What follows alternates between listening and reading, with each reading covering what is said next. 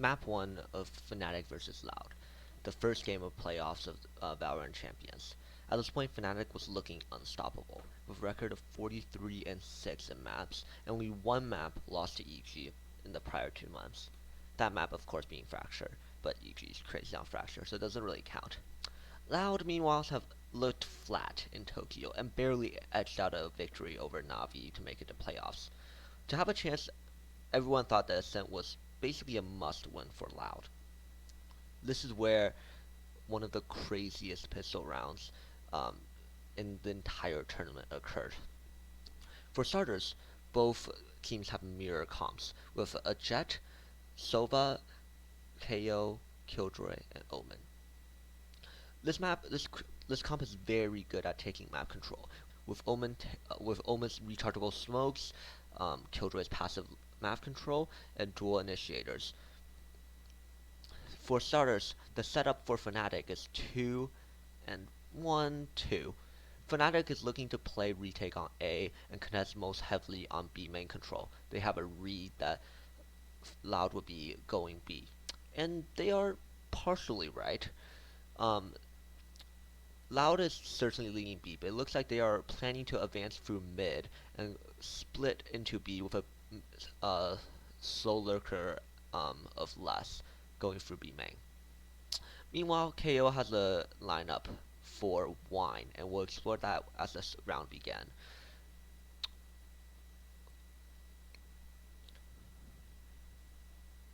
That fated match at lock-in. And even then, it was a major upset where we saw Fnatic taking Ascent away. To start the series off, it was the first map. Okay, so for starters, KO knifes B main early for info. They have a read that Loud is gonna push B main, and so they wanted to confirm that suspicion with the KO knife. The KO knife stands nothing, but that doesn't mean much in itself. Meanwhile, Loud smokes off tree and knifes Wine. This knife is really good because 1, it demonstrates presence A main. 2, it prevents Jett from contesting, or it discourages Jett from holding early A main control, because it essentially turns off her dash and really all of her getaway utility. And 3, it discourages any early lurkers into Wine.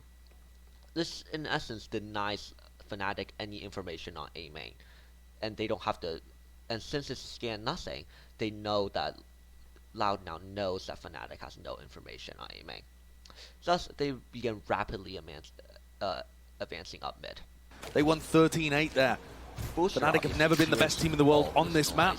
Loud certainly have for a period of time, but so Leo decides to come over and plays a crossfire with Boaster. It's all about the here and now. You can't be living in the past. Boaster close to the corner here, but he's got a crossfire set up, him and Leo. Now right here, Leo does something incredible. So Leo comes here, but he knows that Loud is pushing up. They heard the Sova drone, and they know that they will be here very soon. So what Leo does here is that he makes a lot of noise running away. This obviously draws Leo Sadak's, backing away, spotted out, and allows Boaster to get this kill on an unexpected Sadak. This is why Fnatic was so dominant this season. Their teamwork is truly impeccable. Back to the rest.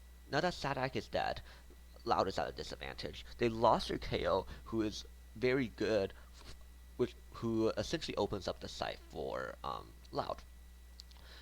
So now Aspas has to the team here. No swing. Tucked to the corner. There was no swing, no attempt. To his smoke, trying to fight a 1v1 on Boaster. Boaster knows that he is disadvantaged in this fight, because if we go back, go in the smoke. Back to the rest of the team here. No swing. Tucked to the corner. There was no swing. Aspas could peek out from either the left or the right, and essentially Boaster has to make a gamble. Boaster does not like to make that gamble, and he suspects that there's another player following up Aspas. He is right, so he decides to try to double swing the second guy with Leo. Unfortunately, no attempt at a trade, dashing forward. He tries to double swing with Leo, throw off Tui's crosshair, and hopefully Leo can get a trade off of his death. Was into the smoke, Boaster's just ignoring him. Unfortunately, Tui has absolute faith in Aspas and continues to hold Leo. This means that Leo cannot get a free kill on 2Es, and instead it is Boaster that gets picked off. Doesn't want to try and take a piece out of Aspas, but Aspas certainly does. Straight into mid, carved open. An area of the map now, but the anchoring positions of the Fnatic players is going to be really quite difficult to chew through. Do they really want to attempt this? Here, they know that there is at least 2 players on site. They knew that KO knifed early, and they saw Killjoy utility earlier, I believe.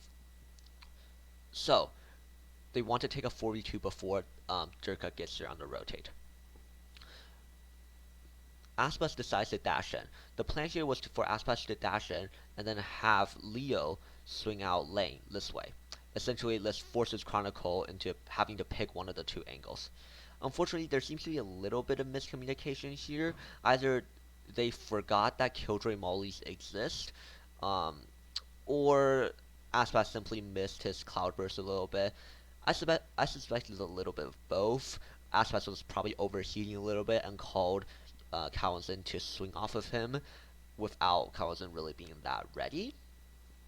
But what happens here is basically Slightly, yeah, preventing Kalen'zin from swinging with Aspas. And at the same time, the Cloudburst essentially isolates a 1v1 between Aspas and Chronicle. Chronicle then, of course, picks up a free kill. Now it's a 3v3. There are 2 Fnatic players on site, 1 CT. Chronicle's positioning immaculate, almost positioning of the smokes playing inside of this one, and Loud are really slowing this down now. You can tell that they are aware Fnatic are going to have responses to everything they do, so they've always got to pump the brakes a little and wait for that to happen. It's going wide. And he gets all 3 Loud players. He just turned off all of their utility with 35 seconds left. This is big. This essentially, or in theory, turns off Loud's hit and forces them to wait this out. This also theoretically prevents them from rotating, because Durka is holding CT and they have no util to contest him. Now, Loud obviously knows this as well, and specifically less. So what he decides to do here is, despite having absolutely no util and no support, he knew he has to make a difference. So he swings Chronicle and just dry swings him completely. Chronicle is not going to expect. The dash though, Durka wants another go at things. Les gets a free kill here. Can't quite land them though. What is 2Es and Kalen'zin picks up Durka. Now that kill is massive, and it's a demonstration of Loud's teamwork as well. So let me go back now. You can tell that they are aware Fnatic are going to have responses to everything they do, so they've always got to. So at this moment, the play earlier where 2Es jumps to throw off Durka's play crosshair for Kalen'zin's kill was not possible for 2 different reasons. One, both Alpha Year and Chronicle is holding this angle. If they try to jump out here, they're probably just going to die to one of these players, and Durka's not even going to bother swinging. He probably won't even have to. And 2, even if Chronicle and Alpha Year didn't get the kill, Durka still has his dash. You can just dash away. And Kalen'zin and 2Es both know this. However, in the next couple of seconds, 2 very big things happen. Pump the brakes a little and wait for that to happen. Shot's going wide. Still got a dash though. Durka wants another go at things. 1, Les gets this kill. This throws off Alpha Year, as he now has to focus on the threat coming lane. He can no longer just hold this angle to help hold a crossfire Durka. At the same time, 2Es also smokes this off, preventing it altogether anyways. And 2, Durka misses a shot and was forced to dash out. Now Loud knows that Durka has absolutely no dashes and no way to get out. So, in a split-second decision, Kalen'zin and 2Es managed to coordinate. Can't quite land them though! 2Es jumps off to throw off his crosshair, and Kalen'zin picks up the kill. What is 2Es up to? Left. They know that their Killjoy is still on site, so Kalen'zin is just gonna run the spike over to A, and 60's in the spawn. Les in the meantime found a kill on Chronicle. It's all just down to Alpha, and they're waiting for him. Yeah, I mean, they've just sent the spike to